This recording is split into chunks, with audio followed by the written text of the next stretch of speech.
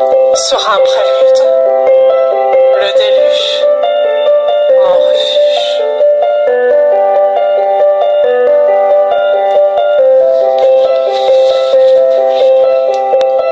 En juin 2020, je me suis mise à écrire ce texte par hasard. Je me suis rendu compte que d'écrire ne me suffisait pas. Alors, une fois le texte écrit instantanément, je l'ai posé sur la musique, en improvisation, sur un prélude de Jean-Sébastien Bach. Angel, Angel, es-tu toujours là?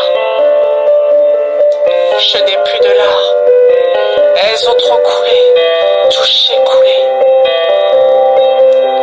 Pluie diluvienne, éternelle, perpétuelle, c'est le tsunami du malheur. Quelle horreur!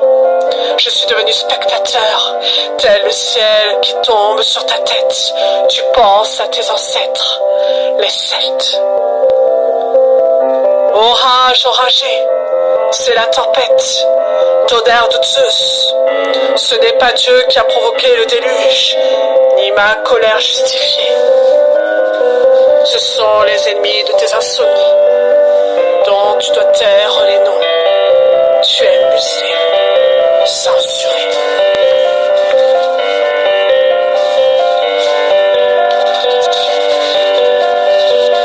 Dieu, je m'adresse à toi. Ma foi intacte et discrète, je te fais ma prière. Ton ange messager sur terre t'écrit cette lettre pour que cela cesse. Yahvé, tu es témoin. Selon les croyances, tu as plusieurs noms. Tolérant, je les représente. Pour toutes les victimes. Et il s'agit bien de crimes. Il s'agit bien de crimes, il te discrimine.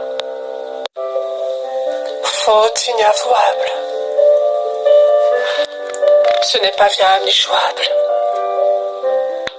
Avouer sans partage ni départage, le naufrage de la sagesse. De tes prouesses, tu as été dévoué. Délégué au personnel sans être personnel, tu t'adresses à tes maladresses.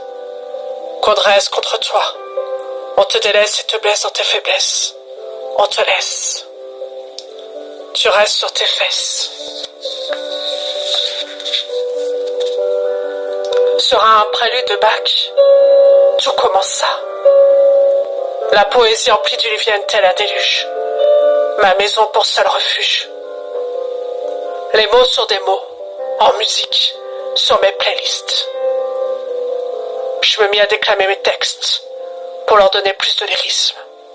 Une forme d'exorcisme pour vaincre le terrorisme.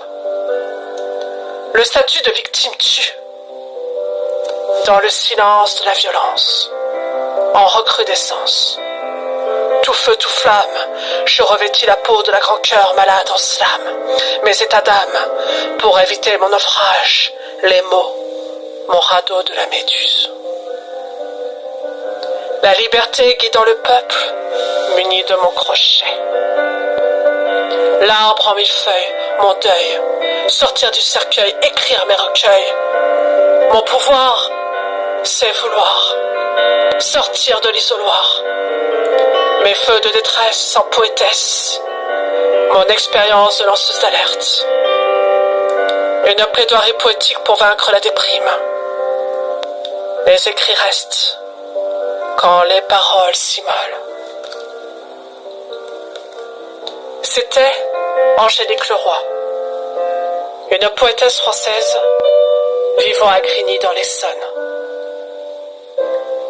Ces batailles sans faille, la Marianne Joconde.